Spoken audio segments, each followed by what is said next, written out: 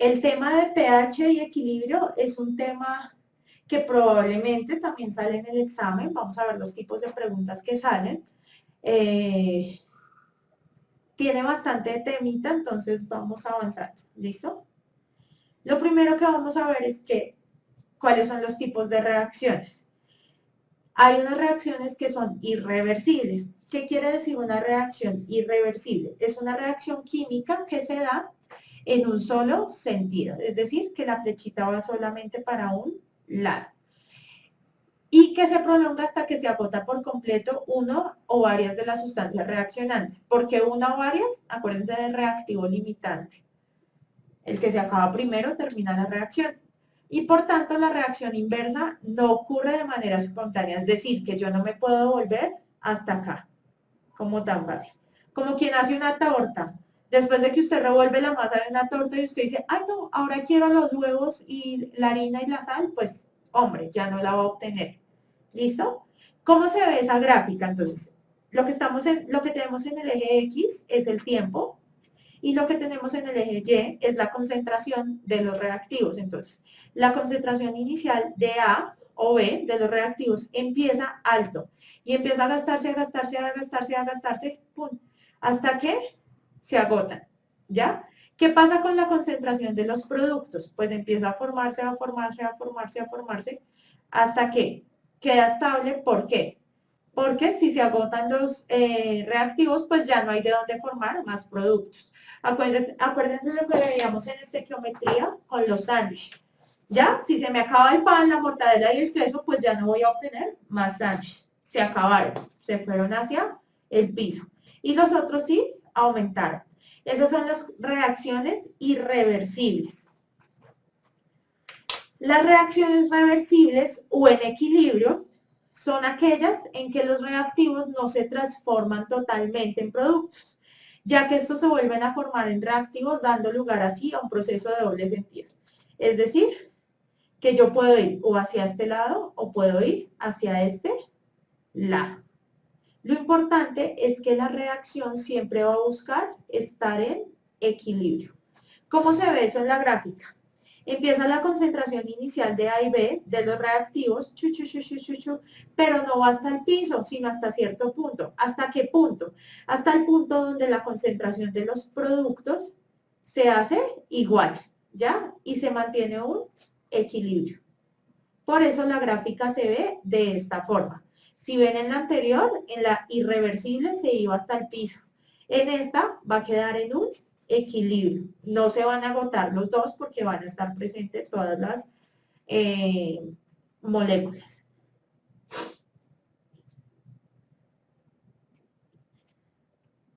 Entonces, vamos a ver ahorita ejemplos. Dice, en una reacción reversible, este es un tipo de preguntas que les puede salir. Los productos aumentan su concentración y los reactivos la disminuyen.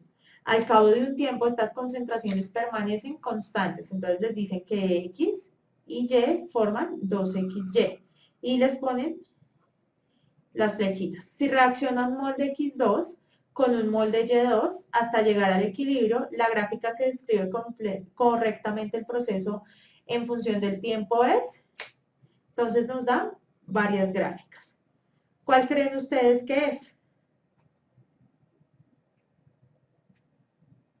Entonces,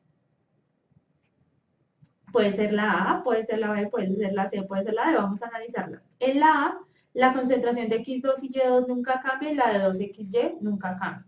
Esto es falso, porque inicialmente tienen que cambiar y estar en el equilibrio. En la B, la de 2XY aumenta y la de Y2, X2, Y2 disminuye, ¿ya? Pero van hacia el piso, ¿sí ven? Que no tienen fin. Eso es falso. La C me dice que la de los reactivos permanece constante y esta va aumentando. Eso es falso, porque esta inicialmente está casi que en ceros y luego empieza a aumentar. Y esta tiene que disminuir hasta llegar al equilibrio, como sucede acá. Los productos aumentan y los reactivos disminuyen, pero se mantienen. ¿Listo? Esos son de los ejemplos.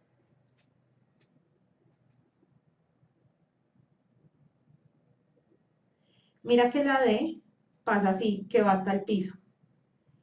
Y esta va hasta acá. En esta no va hasta el piso, se mantiene. ¿Listo?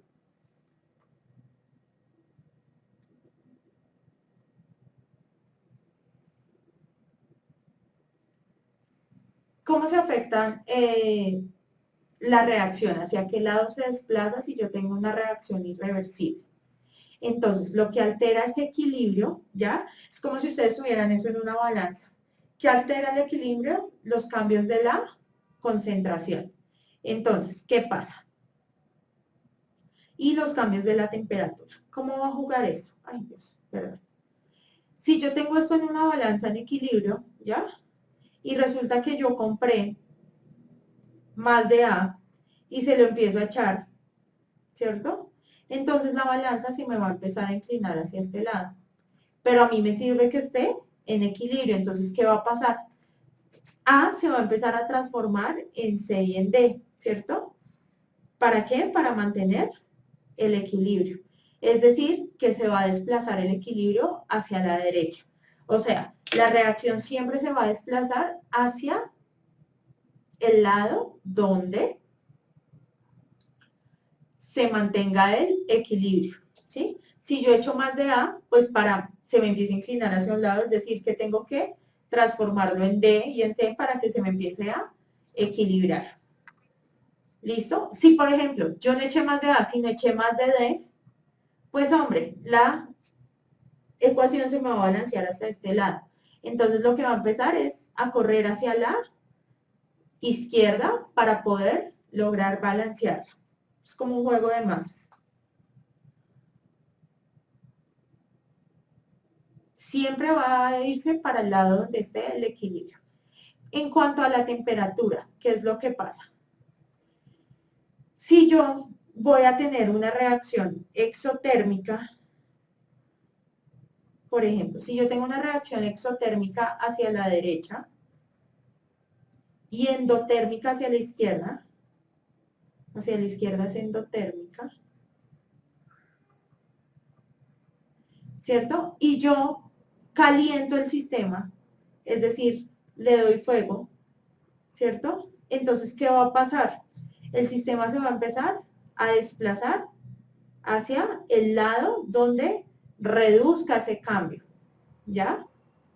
Entonces, si yo le empiezo hacia acá, se va a producir más de A y de B, entonces va a tener que desplazarse. ¿Listo?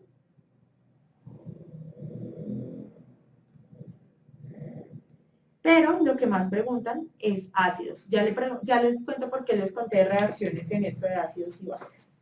¿Qué son los ácidos y qué son las bases? Entonces hay varios conceptos. El concepto, digamos, más general es que los ácidos son aquellos liberadores de protones o de iones de hidrógeno o de iones hidrogeniones. Se llama de cualquiera de esas tres formas. ¿Cómo reconoce uno un ácido? Porque siempre en los inorgánicos comienzan con el H. HCl, H2SO4,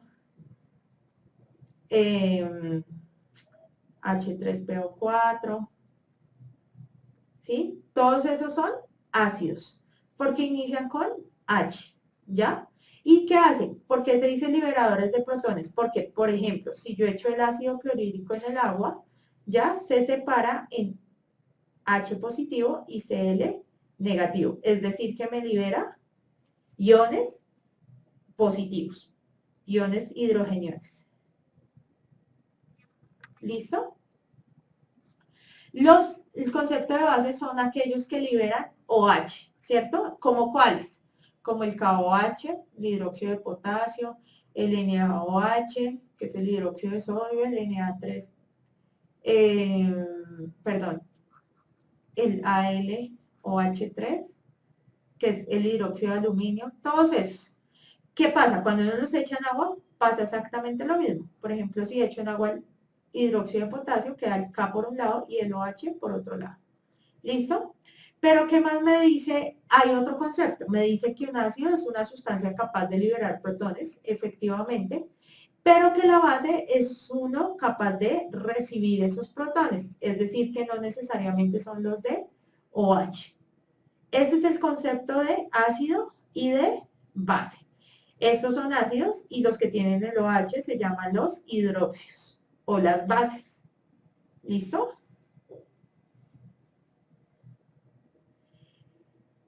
¿Cómo se define pH? El pH es la abreviatura de potencial de hidrógeno, ¿ya? Y es un parámetro muy usado en química para medir el grado de acidez o alcalinidad. Cuando hablamos de alcalinidad, estamos hablando también de basicidad, de qué tan básico es un compuesto, de las sustancias. ¿Cómo se mide eso? Como el logaritmo negativo de la concentración de los iones de hidrógeno. El logaritmo negativo de la concentración de los iones de hidrógeno. ¿El logaritmo qué? En base 10. De la concentración de iones de hidrógeno. Así se calcula. pH es igual al menos. ¿Por qué el menos? Porque si no le ponemos ese menos, nos quedan negativas todas las medidas. Y eso está en escala positiva o absoluta. De la concentración de los iones hidrogeniones. ¿Qué pasa? A medida que yo tenga mayor concentración de hidrógeno, el pH va a ser más pequeñito. ¿Listo? Entonces, ¿qué quiere decir eso? Que a medida que yo tengo más hidrógenos, por el concepto de ácidos, que yo estoy liberando hidrógenos, el pH va a ser más pequeño. Es decir, que todas las sustancias que tengan un pH de 0 a 7 son sustancias ácidas. Y todas las sustancias que tengan un pH de 7 a 14 son sustancias alcalinas o básicas. Es lo mismo, son sinónimos. ¿Listo? Esto es bien importante. Si aprenden eso ya tienen un punto fijo.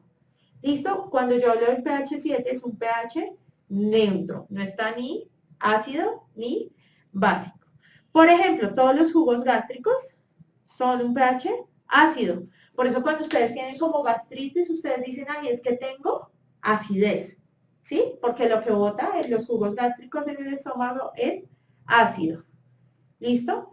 Entonces, a menor pH, mayor acidez. Es decir, que los que tengan un pH cercano a 0 son las sustancias más ácidas. ¿Listo? El pH, digamos que lo más neutro que nosotros encontramos es el agua, cuando el agua está purificada. El agua tiene un pH de 7. La sangre tiene un pH de 7,4 más o menos. ¿Listo? La piel tiene un pH, por ejemplo, de 5,5 más o menos.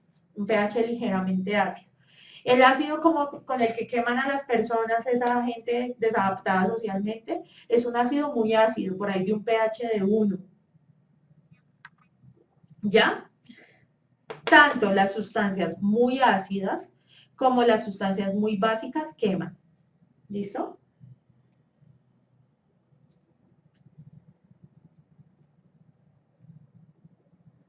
Entonces, esto es importante. La escala de pH está dividida en 14 unidades, que es lo que ya vimos. El 14 es el nivel básico máximo, el 7 es el punto medio, que es lo neutro, y el 0 es la acidez máxima.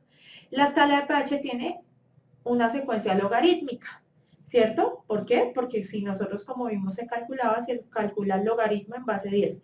No se preocupen que las preguntas no van a ser de calcule el pH, pues porque no tenemos la capacidad de hacer el logaritmo en base 10 sin calculador. Va a ser de aplicar el concepto. En otras palabras, cuando yo hablo de una base logarítmica, una muestra con un valor de pH 5 es 10 veces más ácida que la de un pH 6. Así la diferencia de 1 en la escala es 10 veces, porque estamos hablando de escala logarítmica. ¿Listo? Asimismo, una muestra de pH 4 es 100 veces más ácida que la de pH 6, ¿cierto? Porque de 4 a 5 van 10 y de 5 a 6 van 100, porque crece, es una escala logarítmica. Esto es bien importante.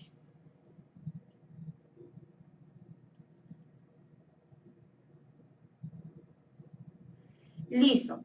Entonces, ahí como para que vayan viendo. Entonces, en 7 tenemos algo así neutral como la sangre, está como en 7.4, la leche, si está recién salidita, que no tenga contaminantes, está en 7. Si nosotros vemos alcalinidad, está el agua del mar, la leche de magnesia, la lejía, que es como con lo que limpia, ¿sí? El diablo rojo también está por acá, porque el diablo rojo es una solución de hidróxido de sodio. El agua, y la lluvia ácida está como por acá. Acuérdense que la lluvia ácida es un fenómeno que se da por la unión del agua que va bajando con los gases de invernadero que están subiendo. Es bueno que lean de eso un poco. Ácido de batería, el ácido de batería es H2SO4. Entonces, ¿de qué va a depender? El H2SO4 es el ácido sulfúrico. ¿De qué va a depender que yo tenga, por ejemplo, un ácido sulfúrico con diferentes pHs? Pues de la concentración. Si yo tengo un ácido sulfúrico 2 molar, voy a tener un pH diferente que si lo tengo 5 molar, porque el 5 molar va a tener más hidrógenos. Y si tiene más hidrógenos, tiene mayor acidez, o sea, un pH más pequeño. ¿Listo? Esas son las gráficas que les va a salir.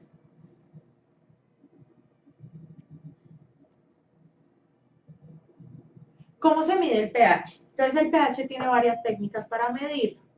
Ya, uno es el papel tornasol.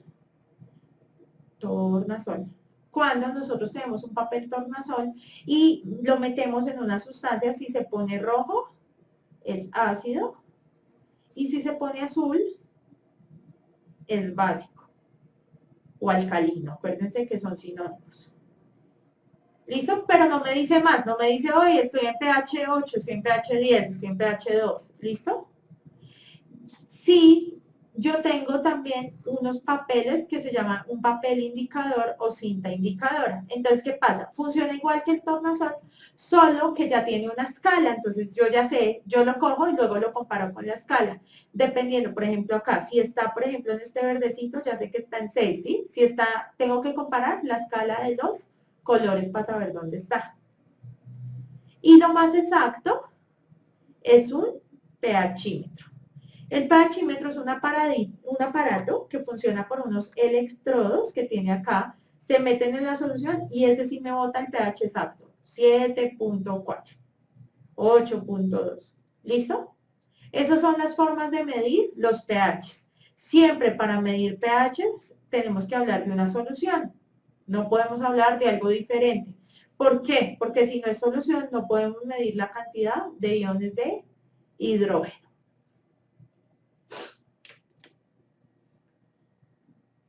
Entonces, el papel tornasol lo encuentran en papelerías, los otros ya los encuentran en sitios especializados de reactivos químicos.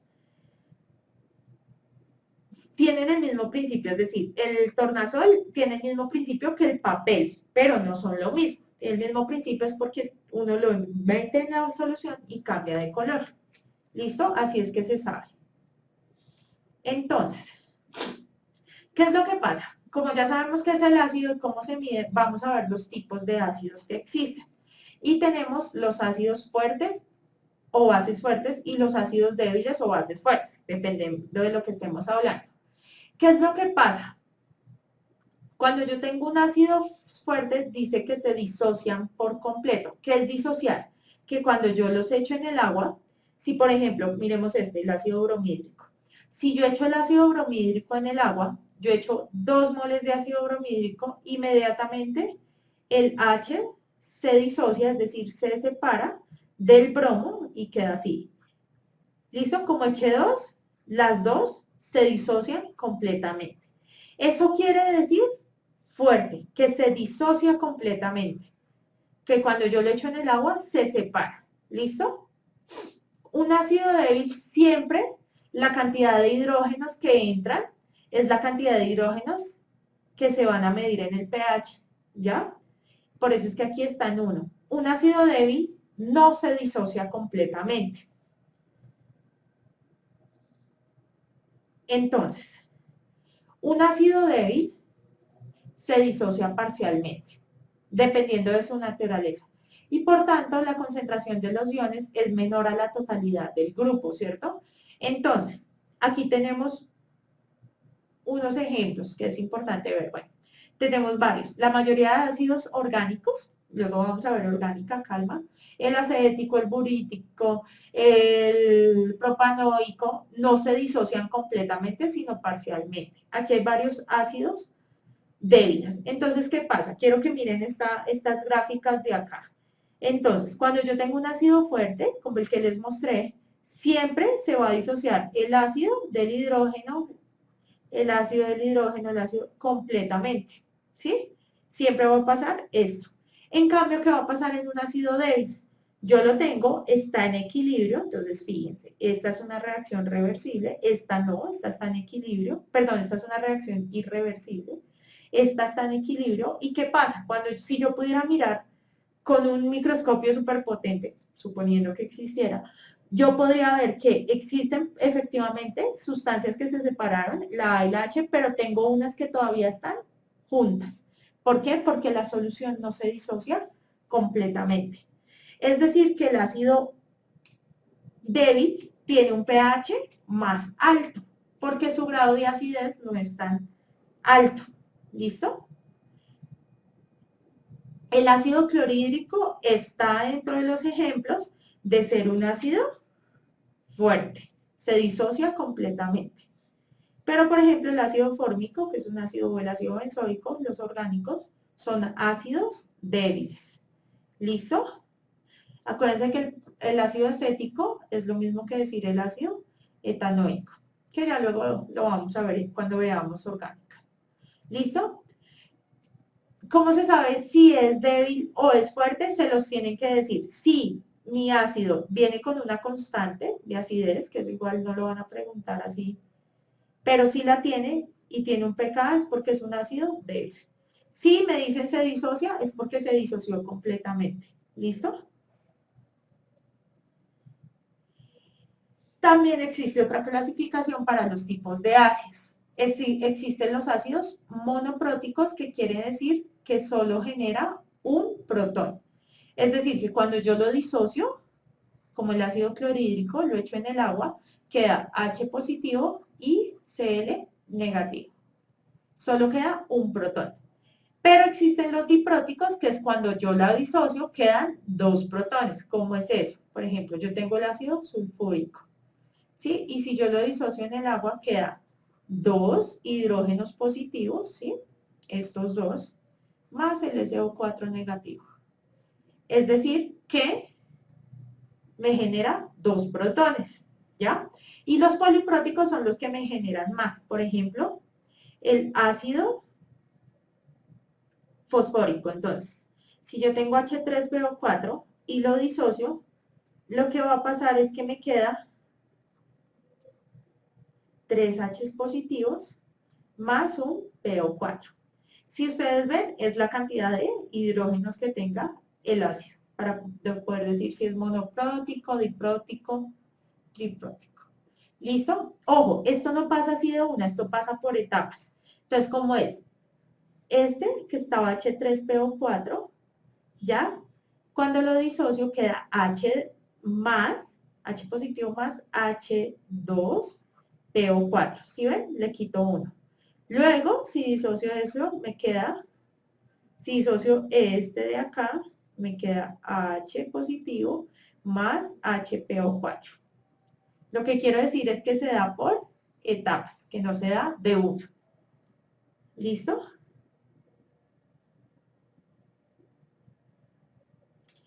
Otra vez. Un ácido mono de uno, quiere decir que cuando lo disocio en el agua queda solo un hidrógeno. Por eso el ácido clorhídrico, ¿sí? O el ácido bromhídrico es un ácido monoprótico, porque solo tiene un hidrógeno. El ácido diprótico, como el ácido sulfúrico, miramos cuál otro hay. No, aquí solo tengo este. Quiere decir que cuando yo lo disocio en el agua genera dos hidrógenos, pues porque es lo que tiene, ¿sí? Y el poliprótico es cuando genera más de dos, como el ácido fosfórico. ¿Por qué? Porque tiene H3, es decir, que me genera 3 iones de hidrógenos. ¿Listo? Ustedes lo pueden saber por el hidrógeno. El ácido fluorhídrico es exactamente igual al ácido clorhídrico. Es un ácido monoprótico, ¿cierto? Entonces se disocia y solo tiene un hidrógeno. ¿Listo? Las rayitas acá, ¿qué son? Que queda 2 veces negativo, porque tenía 2 cargas positivas para hacer una sola molécula. Es decir, que es un anión que ganó 2 electrones. Eso ya lo vimos en la primera clase.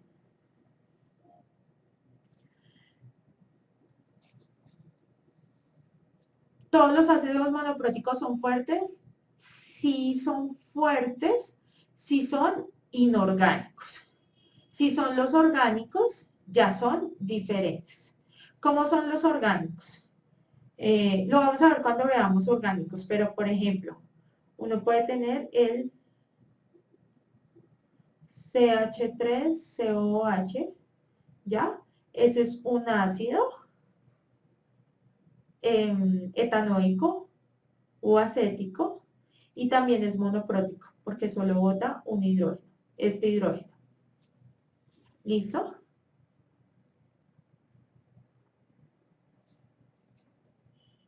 Bueno, hasta aquí el tema teórico de ácidos. Es un tema bastante complejo, pero es bonito. Las preguntas son bastante chéveres.